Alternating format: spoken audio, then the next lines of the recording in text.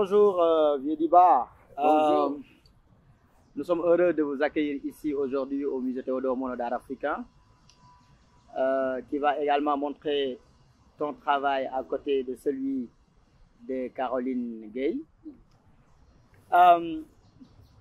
Monsieur Viediba, vous êtes un artiste contemporain international, ayant fait votre formation à l'École nationale des arts au Sénégal. Vous avez enseigné à l'école, c'est là que vous avez pris la retraite. Vous êtes aujourd'hui un artiste très connu dans le milieu. Vous avez voyagé un peu partout. Vous avez été à la tête de l'Association nationale des artistes plasticiens du Sénégal. Donc, vous êtes une partie de l'histoire de l'art au Sénégal. Mais avant d'en arriver à cette histoire de l'art, j'aimerais beaucoup que l'on parle de votre carrière et de votre pratique artistique. Comment l'art est venu à vous et comment vous l'avez éprouvé durant toute votre carrière et surtout au point de vue du travail de la matière. Merci Malik. C'est toute une question, hein. C'est tout un programme, hein, de parler un peu de ma carrière artistique.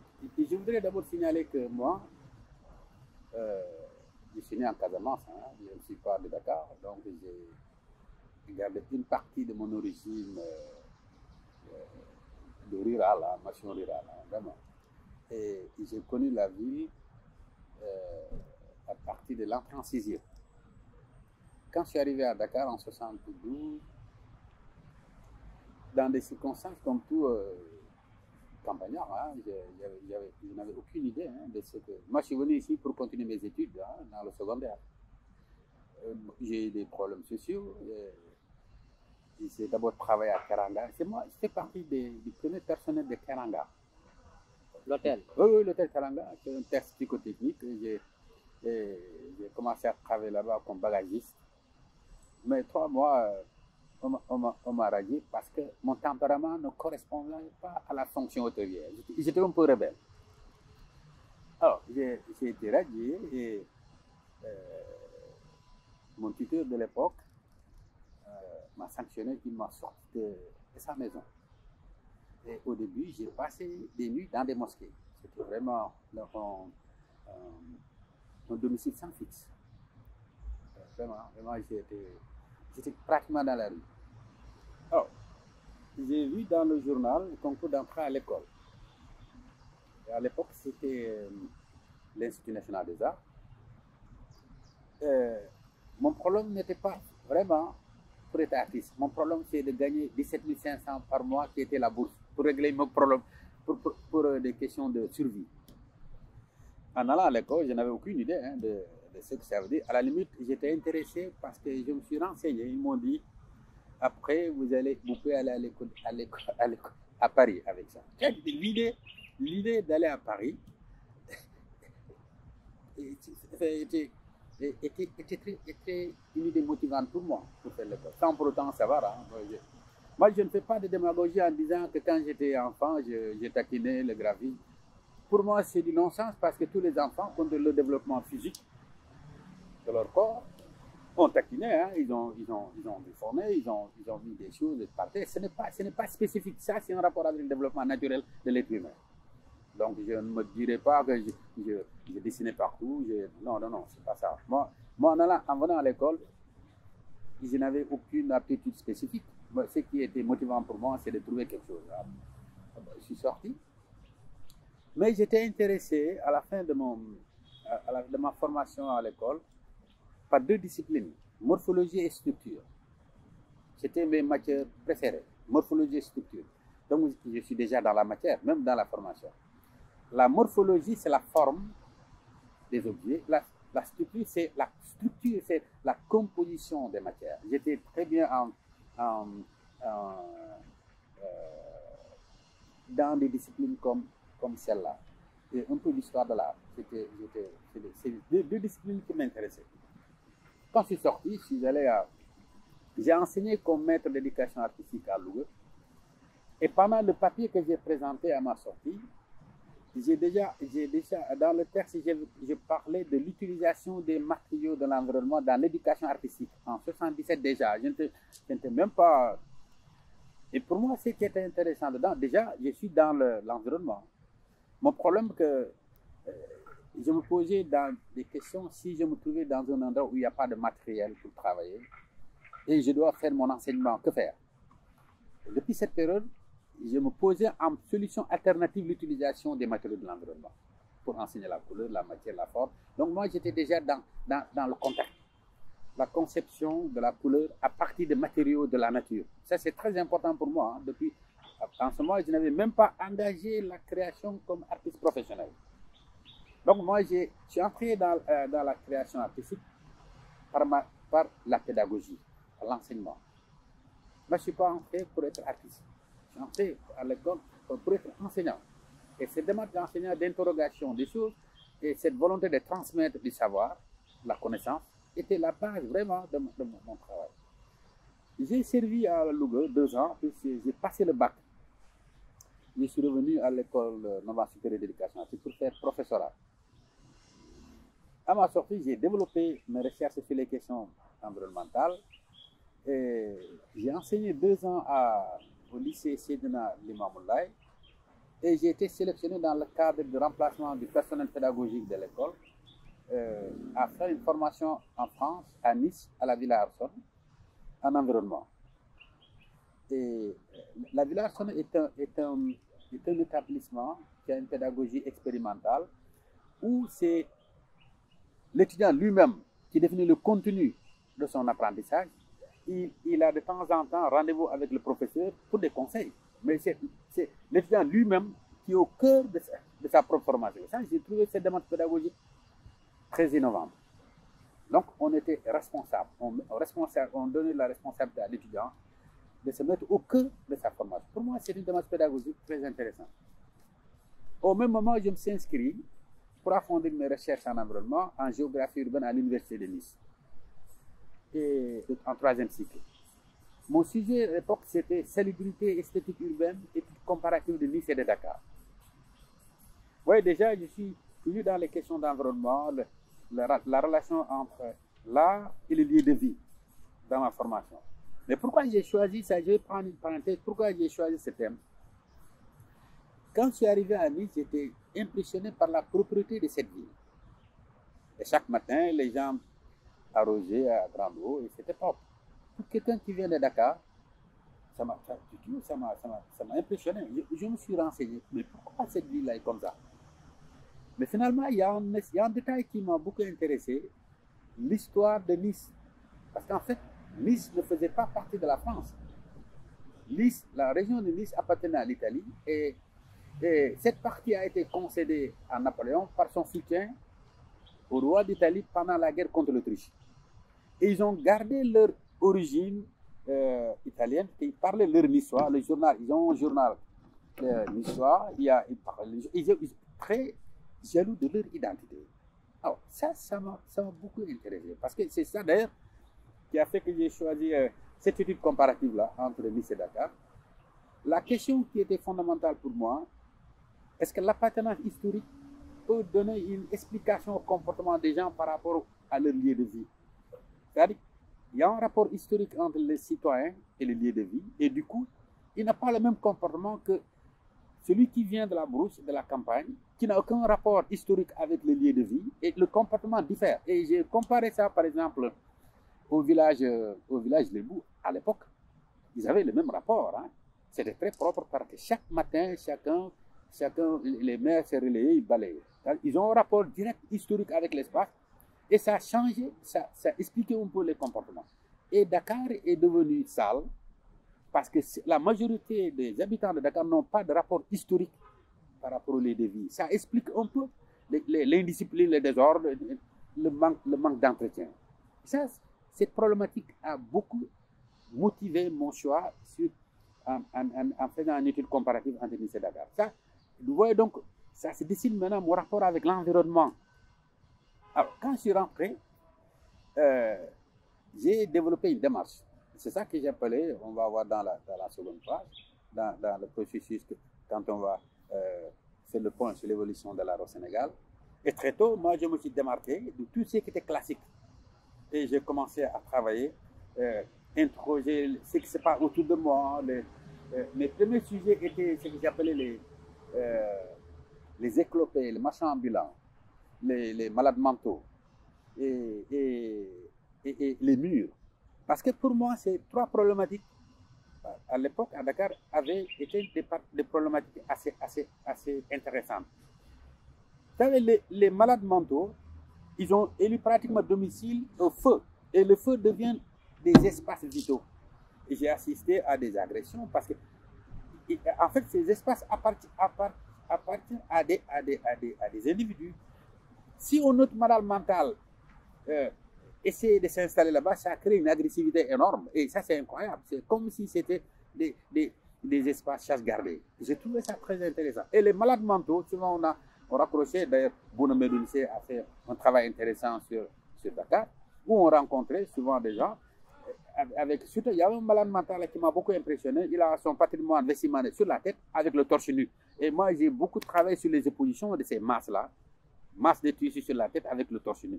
Il y a une période de mon travail, ces problématiques ont beaucoup intéressé ma démarche artistique. Et jusqu'à un moment où je ne m'intéressais plus aux représentations vues de face. Parce que pour moi, l'expression vue de face est très facile pour comprendre l'expression de la personne. Mais vue de dos, à mon avis, c'est plus intéressant parce qu'il n'y a plus d'opposition de masse.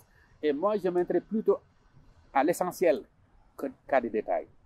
En regardant les vues de face, on est intéressé par les représentants de l'aîné. Moi, ça ne m'intéresse pas, moi. J'étais dans la globalité, dans les rapports de masse. Et ça, c'est très intéressant du point de vue esthétique. Et je m'intéressais aussi aux femmes et le rôle de la main dans l'esthétique de la femme sénégalaise. La main. La féminité s'exprime ici par la main. Les femmes jouent avec les hanches et la main. Et toi, j'ai beaucoup travaillé dans les années 80 sur ça. Mais après, les murs aussi m'ont intéressé. Cette période-là est très intéressante du point de vue expression des murs parce que, vous savez, de 80 à 90, le Sénégal a traversé une époque très intéressante où il y a beaucoup de partis d'opposition très forts, là, toute la gauche, les syndicats, et l'accès aux médias était très difficile. Les murs étaient des supports de communication politique. Et ça, c'est cet aspect-là qui m'intéressait. Et après, il y avait des affichages, mais il y a toujours des arrachages. Ça a montré un peu cette agressivité-là au niveau de la communauté politique. Les gens ne veulent pas que ce message-là passe, et le lendemain, ils déchiraient, et ça crée des effets de superposition d'images, des textes, de lettres, déchirées. Ça crée une forme d'esthétique de la violence qui était déjà à travers les murs. Ça, c'est des aspects depuis les années 80 qui m'intéressaient. Donc, vous voyez, de plus en plus, le personnage perd son importance dans ma représentation. Je suis dans la représentation de l'impact de l'être sur l'environnement. Pour moi, le plus important, ce n'est plus l'homme, mais son effet, son impact sur l'environnement. Et je suis entré dans la matière, dans l'abstraction, dans les trucs comme ça. Vous voyez, donc, mon travail a évolué pour arriver à ça. Donc, vous voyez, donc, avant d'arriver un peu à la seconde phase de mon travail. C'est intéressant parce qu'on voit une évolution, des transitions dans votre travail qui sont informées par votre observation de l'environnement, du milieu, de la vie, de l'individu. Et cela traverse les sociétés, les marchés, la population, jusqu'à aller dans le secteur politique. Mais en 1977 déjà, dans le rapport que vous faites, vous étiez dans un travail intellectuel sur la matière, ce qui vous amène dans les années 80 et 90, où la matière se reporte dans un champ de violence qui est le champ politique. Mais entre 1977 et les années 90, on aura traversé une partie de l'histoire de l'art au Sénégal. Alors, moi, j'aimerais bien avoir votre point de vue de cette histoire de l'art là au Sénégal, d'autant plus que vous êtes démarqué du classique. Et quel a été votre regard maintenant sur cette histoire de l'art au Sénégal? C'est très important cet aspect. Vous savez, beaucoup de gens pensent que l'histoire de l'art moderne au Sénégal commence par l'école de Dakar. Non. Bien avant, il y a des mulâtres qui peignaient à Gorée, à Saint-Louis, et ces gens n'ont jamais été répercutés comme faisant partie de l'art contemporain sénégalais. les fixés sous verre qui étaient très intéressés, qui illustraient un peu certaines personnalités du monde de la religion, et surtout développées par les chiites, parce que la représentation n'était pas, les sunnites, c'est pas une pratique sunnite, les chiites représentaient Ali, des trucs comme ça qu'on voit ici. Donc ça a été sénégalisé avec les Aldemba, les trucs, l'histoire d'Aldemba. Vous voyez, donc il y a tout un processus avant d'arriver aux années 60 avec l'école de Dakar. Alors, pour comprendre un peu ça, je crois qu'il faut s'intéresser au mouvement intellectuel des années 30, hein, la négritude de Senghor, ainsi de suite. Mais bien avant Senghor, moi j'ai dit, la négritude, ce n'est pas une invention de Senghor, c'est Serigne Touba avec Massalikul Jinan. C'est-à-dire qu'au fond, il faut se rapporter à Serigne Touba pour comprendre que l'histoire de négritude, là, c'est pas Senghor, c'est pas le gars qui a gagné le prix en 1921, là, comment Batouala. Mais Serigne Touba, dans Massalikul Jinan, a posé la question de la couleur de la peau comme n'est pas synonyme de la médiocrité. Donc ici, vous voulez dire que René Maran, qui a écrit Batouala en 1921, qui a eu le prix Goncourt, n'a pas été le premier. Non. Senghor, qui a développé le mouvement de la négritude, n'a pas été le premier à chanter les valeurs culturelles noires, voilà, et à les défendre. Mais Serigne Touba, de 1800 vers 1800 et quelques, 1880 et quelques, Serigne Touba, Massalikul Jinan a posé ce problème. Mais c'est pourquoi il faut aller chercher les sources de notre propre histoire. Et ça, c'est... Vous savez, moi, je suis très intéressé. Il y a ce proverbe qui dit, si les lions n'ont pas... Tant que les lions n'ont pas leur propre historien, l'histoire de la chasse sera en faveur de l'homme. Et c'est ça le vrai problème. Il faut que nous... Certains concepts, on les agite, mais leur origine, c'est pas là où on pense. Hein. Même ces négritudes, René Maran, elle a dit, mais sa négritude, c'est une négritude de collaboration, d'acceptation de la colonisation, hein, et qui trouve qu'il a senti les bienfaits de la colonisation, qui lui a valu d'ailleurs ce prix concours, hein, ça c'est très important. Après lui, il y a Arfan Senghor, qui a beaucoup parlé de négritude, mais la négritude d'Arfan Senghor, c'est différent de la négritude de René Maran. La négritude d'Arfan Senghor, c'est une négritude de combat. C'est pas la même chose que René Maran, c'est une négritude de gauche. Alors, Senghor a repris, la négritude de Senghor est une négritude de consensus, de médiation entre deux cultures. Donc, vous voyez, il est moins radical que Césaire. Donc, du point de vue, quand on voit dans les années 60, après le pouvoir, Senghor a utilisé la politique pour mettre en valeur sa conception culturelle. En fait, Senghor, la politique était un instrument pour Senghor de vérifier la pertinence de son choix culturel. Je crois que c'est ça qui est très intéressant. D'ailleurs, c'est pourquoi, 6 ans après l'indépendance, le Festival mondial était un prétexte pour lui, pour vérifier la pertinence de son orientation culturelle.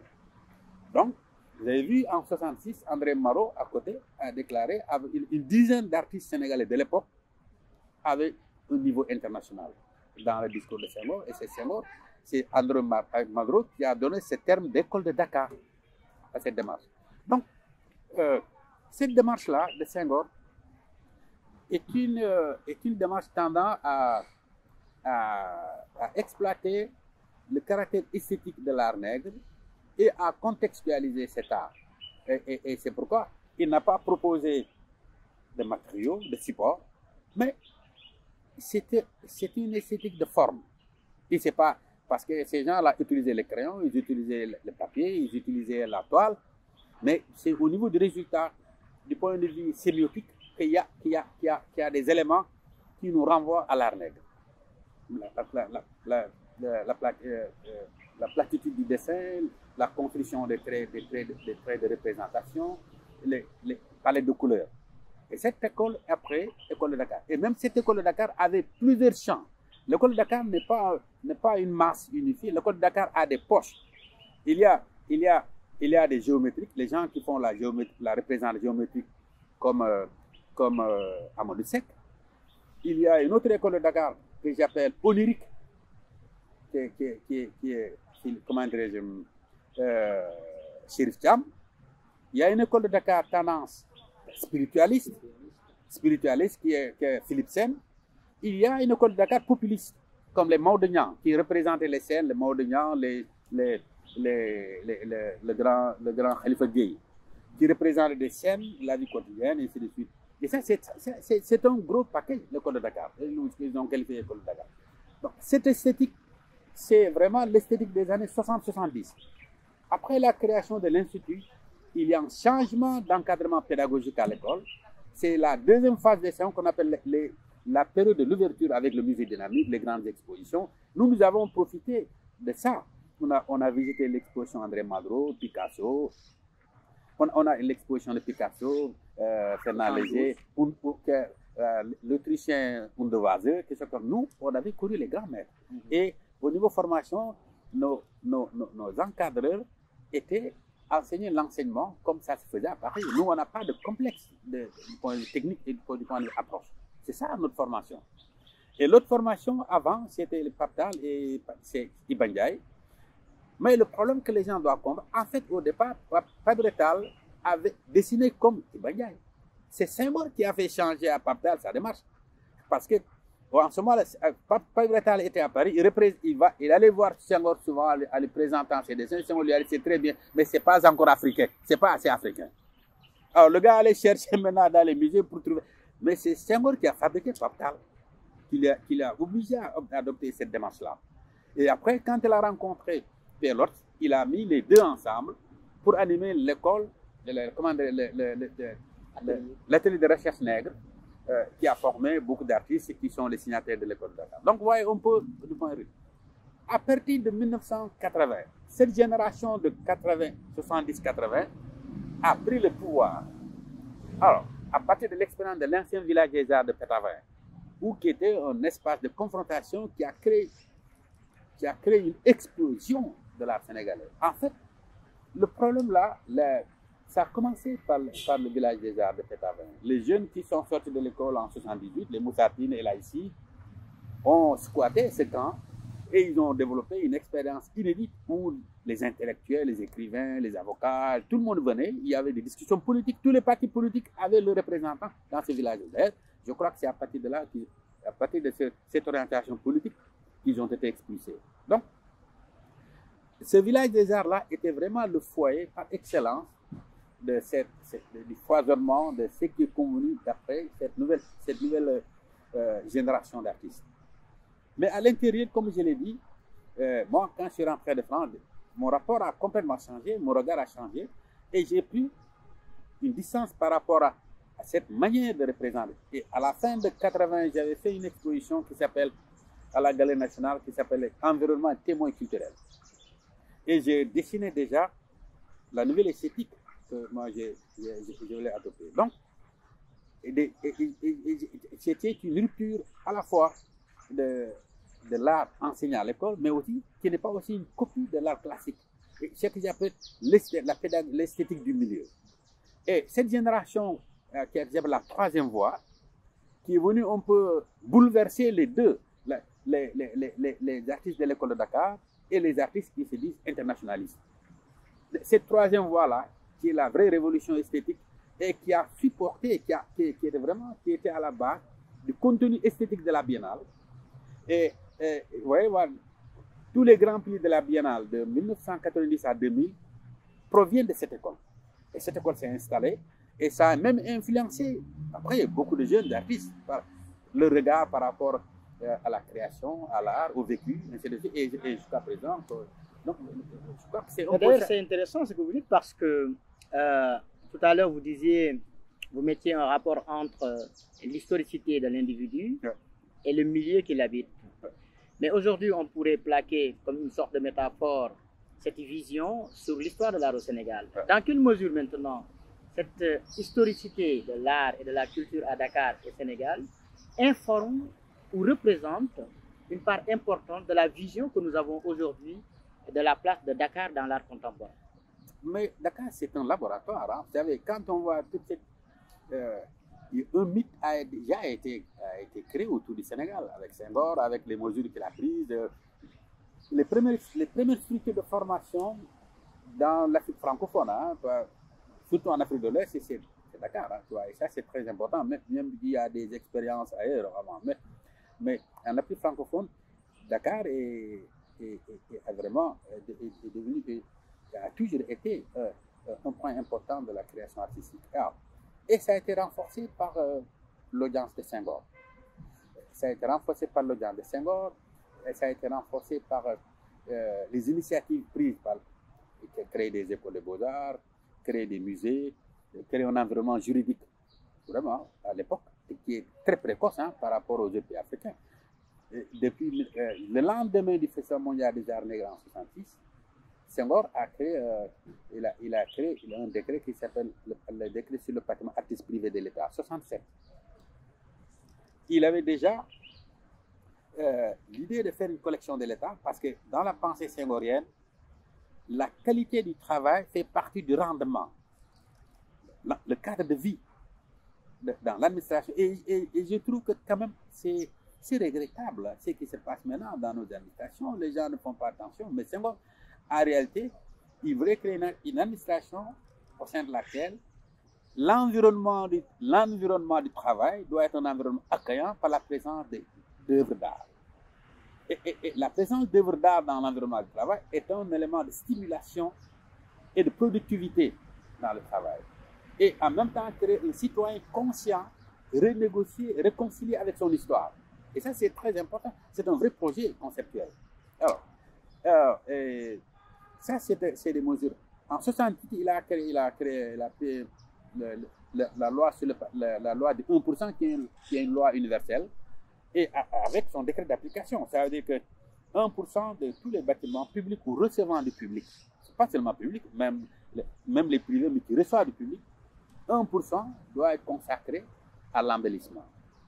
Mais le problème, c'est qu'ici, il y a un problème parce que les architectes, beaucoup d'architectes, au lieu d'appliquer, la notion de décoration reste une notion vague.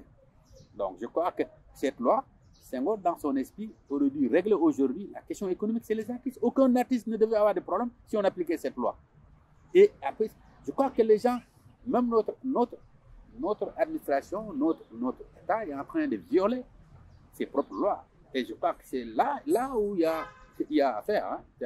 Donc, tu vois, quand un gouvernement prend des dispositions aussi stratégiques comme celle-là, et après, en 77-78, il crée le patrimoine artistique, il crée le Fonds d'aide aux artistes au développement de la culture. Pour accompagner les artistes, au départ, en fait, le Fonds d'aide, Senghor l'a mis en place pour accompagner les projets artistiques. Ce n'est pas de l'argent qu'on doit donner. On ne doit pas donner de l'argent aux artistes. On doit, s'ils ont des projets, les financer et ça doit être remboursé. Mais finalement, Senghor lui-même, comme que les artistes n'avaient pas de poids, il a laissé comme ça. Et ce fonds d'aide-là, c'est devenu fourre-tout, on ne sait pas. Maintenant, même les mosquées sont dedans. Et c'est devenu un fourre-tout. Et je crois que c'est un peu. Et en même temps, il a créé une loi sur l'architecture. Donc, il y a un environnement qui est là, qui fait que Dakar était déjà prédisposé à être vraiment la capitale de l'art. Et c'est pourquoi la Biennale, à partir des années 89, avec ce foisonnement, avec notre génération-là, hein, dans les années 80-89, compatibilité, comme ça, donc, on est parvenu à convaincre les pouvoirs publics et à créer cet événement. Parce que j'avoue que la Biennale a été créée dans un contexte qui n'était pas facile en 89. Parce qu'en 89 déjà, c'était la désengorisation. Et c'est pourquoi quand j'entends beaucoup de gens parler, ils sont passés complètement tout faux. Parce qu'en 89, parler de culture, c'est être un peu dingue, parce que c'était la désengorisation. Hein. Tous ces gens-là rasaient le mur parce que leur proximité avec Senghor n'était pas assumée.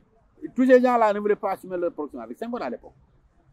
Les artistes plasticiens se sont battus à travers la NAPS et sont parvenus à convaincre l'État de la nécessité de créer cette institution.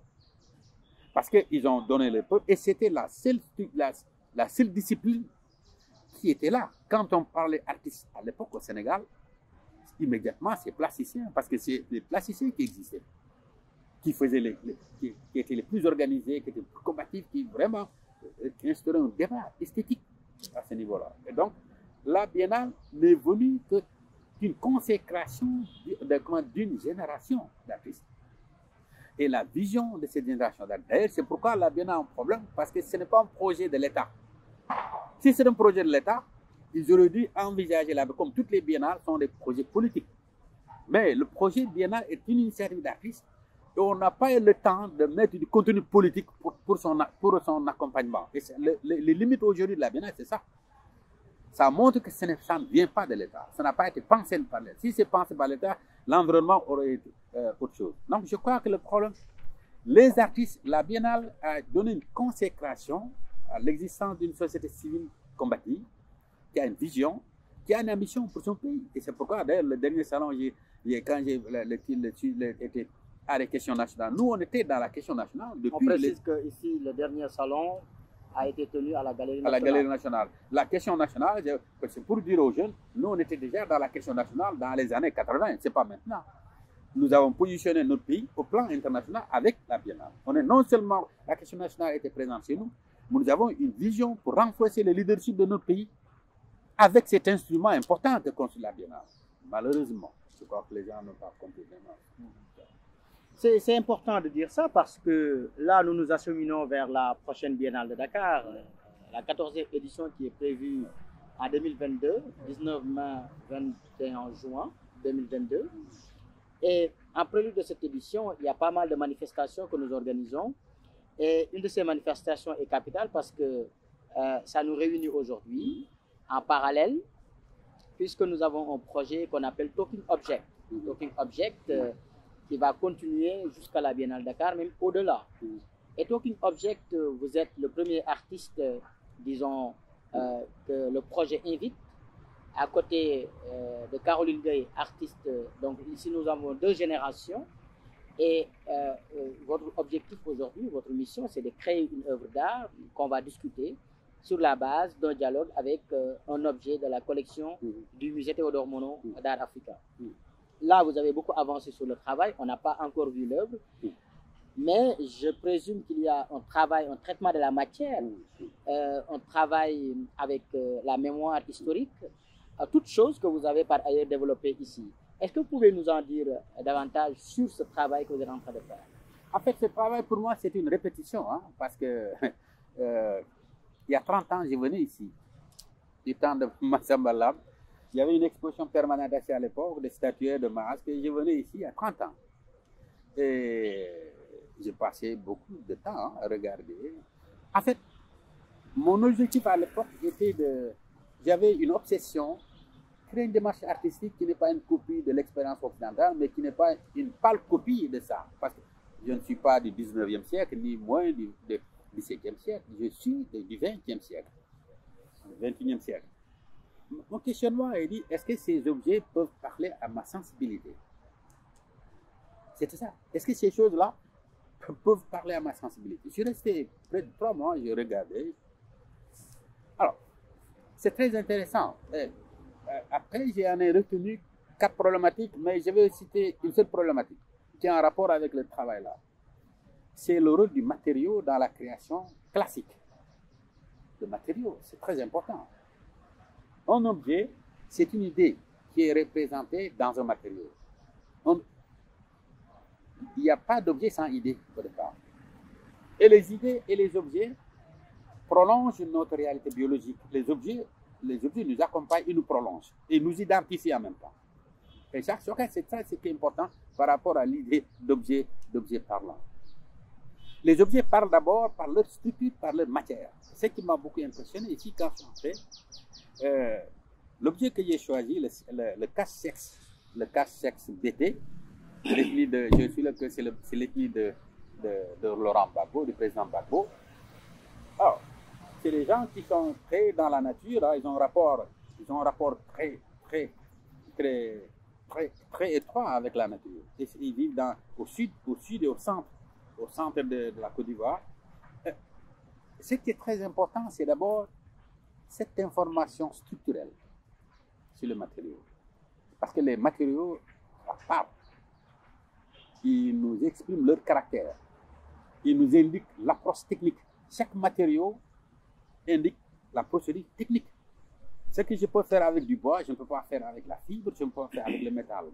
Donc, le rôle de l'artiste, c'est d'abord entrer en communication avec cette matière pour envisager la démarche technique et qui doit exprimer une sensibilité. En fait, la création artistique devient une espèce de compromis entre ces trois éléments. La matière, l'approche technique et la sensibilité. Donc, ces problématiques-là, donc, c'est une problématique que j'ai déjà, il y a 30 ans, je me suis posé. Quand je me suis retrouvé devant... C'est comme si c'est une espèce de révision générale. Le matériau que j'ai utilisé, la matière que j'ai utilisée, c'est une matière fibreuse. Ça vient du végétal. Ça a un langage, ça parle. Et ça a un usage, parce que c'est un cachet. Mais je ne suis même pas sûr que c'est un cachet réel. Parce que des fois, mon ami Mamaram dira, parce que des fois, en Afrique, des fois, c'est ce que j'appelle le sens illusionnaire. Et je pense que finalement, cet objet, c'est un détour, c'est une réorientation au sens illusionnaire, parce qu'en Afrique, il y a des choses, on ne les dit pas, on les suggère. Et je ne suis même pas sûr que cet objet est un vrai cachex, du point de vue de sa structure, de sa forme. Mais je pense qu'il y a quelque chose qui se cache derrière ce mot cachex. Ce n'est pas fondamentalement, c'est le cachex, parce que c'est cachex de qui?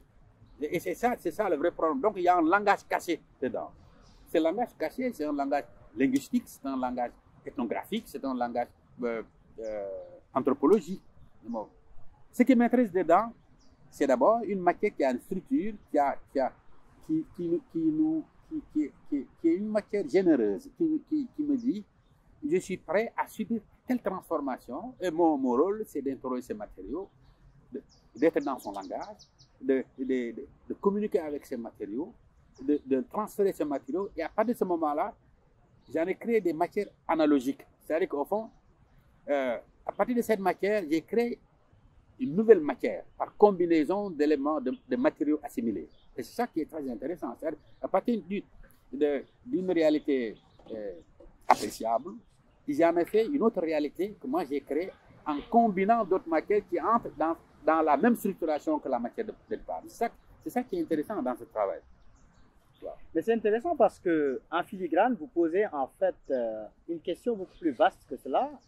C'est la question du devoir même de l'artiste et de sa mission dans la société, qui se recoupe avec ce que vous avez dit au début, en tant que militant de l'Association nationale des artistes plasticiens qui avait été à l'œuvre pour la création de la Biennale Dakar. La responsabilité d'un artiste aujourd'hui devant une œuvre. Et quelle est cette responsabilité en fait? Quelle est la véritable mission ou bien les véritables missions? Parce que vous créez du sens, mais en réalité, le sens semble ne pas vous intéresser davantage, en premier lieu parce que vous accordez avec l'idée selon laquelle l'idée est déjà dans l'objet et que l'objet n'est qu'un support pour l'expression d'une idée. Vous venez maintenant pour questionner cet objet et surtout dans le sens de rapport avec la matière. Et cela m'amène à d'autres questions parce que tantôt vous parlez de ces murs-là sur lesquels il y a des supports d'idées, des paroles qu'on griffonne, qu'on déchire, qu'on badigeonne. Et s'établit ici un rapport de la violence en fait. Bon, dans ce champ, sur les murs dans les années 80, c'est un rapport violence politique. Mais le rapport que vous avez avec la matière également, c'est un rapport de déballage, décortication, déconstruction, confrontation. Mais confrontation, il y a une violence également. Bien sûr. Donc cela nous amène à ce rapport entre l'art et la politique de manière globale. Quelle est votre vision de ce rapport entre art et politique? Mais il n'y a pas plus politique qu'un artiste. Ou bien, à défaut qu'il soit naïf. Mais tout artiste, dès l'instant que notre production s'adresse à une société, à s'adresser à un mental, à communiquer avec les gens, à changer leur perception du monde, de la vie, de leur réalité, on est dans la politique. Et je crois que les politiciens sont des artistes et les artistes sont des politiques. Les politiciens, c'est des artistes parce qu'ils créent un contexte où les gens oublient leur réalité. Vous savez, cette période de campagne-là, Ils créent un environnement tel que les gens oublient leur réalité d'hier. C'est comme si les gens sont drogués. Mais c'est après qu'ils vont se rendre compte qu'en vérité, je n'ai même pas pensé à ça. Mais la religion fera la même chose. Exact. Donc, on est dans... Les questions de politique sont des questions qui sont permanentes, qui sont partout. On est tous dans la politique. On n'est pas dans des partis politiques, mais on est dans la politique. Parce que notre rôle, c'est d'impacter sur la société. Alors, je ne me fais pas d'illusions dès le début. Mon travail est un travail politique. Parce que, vous savez, dans les années, quand je vais commencer mon travail là sur le kangourou, je vais expliquer, peut-être qu'on aura l'occasion de dire, c'est le travail qui découle de mon passage au musée, hein, le kangourou. Et le mot kangourou a été donné par l'architecte Savalo Cissé, qui m'a passé le mot. Savalo Cissé, qui m'a passé le nom. Finalement, j'ai adopté ce mot kangourou pour identifier mon travail. Mais le kangourou, c'est quand même intéressant. C'est un corps biologique qui a une poche, qui met un élément extérieur au corps. C'est-à-dire qu'il y a une espèce de proximité, d'uniformisation à partir de la différence. Et ça, je trouve très intéressant, ce concept de corps qui s'ouvre à d'autres réalités.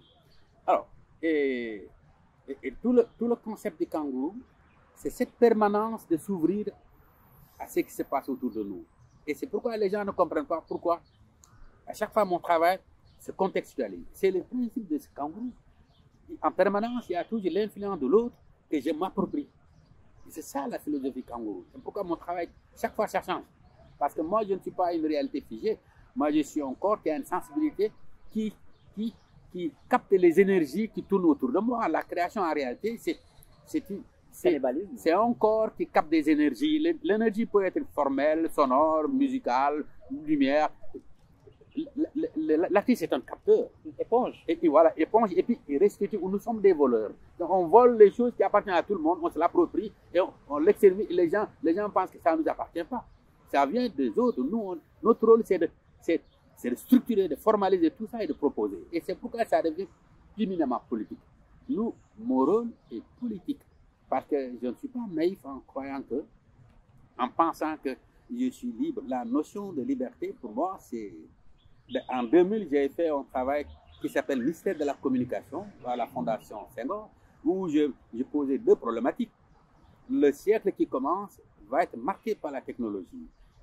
Ça veut dire, soit on est naïf en pensant qu'on est libre, mais on est toujours manipulé par l'image, c'est celui qui crée l'image qui nous manipule. Nous, à la limite, on nous fait choisir, on ne choisit pas, on nous fait choisir. Et la question de la liberté devient une question très, très prétentieuse pour les gens. C'est-à-dire qu'on est tous manipulés quelque part, sans en être conscient, mais c'est pourquoi quand je parle de démocratie, il n'y a pas l'heure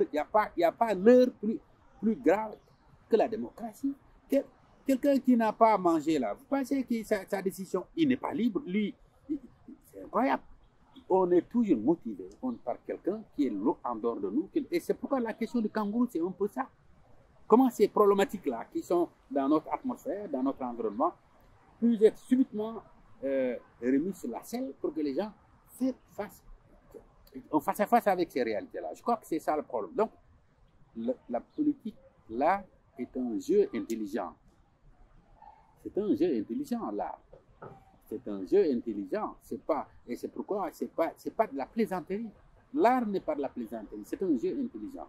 Et c'est pas tout le monde qui peut accéder à percevoir. Donc, oui, tu sais, un artiste peut même... Il y a pas... Être artiste, c'est très prétentieux. C'est pas parce qu'on est peintre qu'on est artiste. Être peintre, c'est maîtriser une technique. Artiste, c'est une autre dimension. Non. Il y a beaucoup de gens, c'est pas parce qu'on est comédien qu'on est artiste, qu'on est musicien qu'on est artiste, qu'on est peintre qu'on est artiste. Non. C'est un niveau. Absolument. Tout le monde peut peindre. Si tu apprends la technique, tu peux faire comme tout le monde. Là n'est pas le problème. Mais être artiste, c'est un autre niveau. Alors, et ça, il y a trop de confusion, mais dans les autres métiers, il y en a le débat. Il y a les journalistes. Il n'y a pas tout le monde qui est journaliste.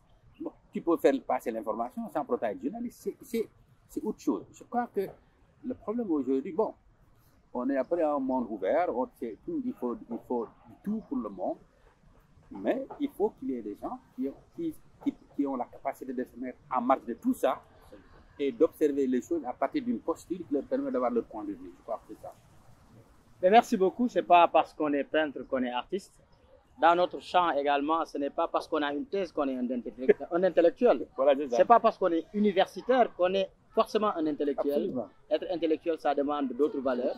Et je pense que c'est sur ces mots que nous allons vous remercier de nous avoir accordé cette interview. Elle va partager avec nous ces instants d'histoire, et d'histoire du temps présent et d'histoire de notre patrimoine contemporain. Merci beaucoup. Merci.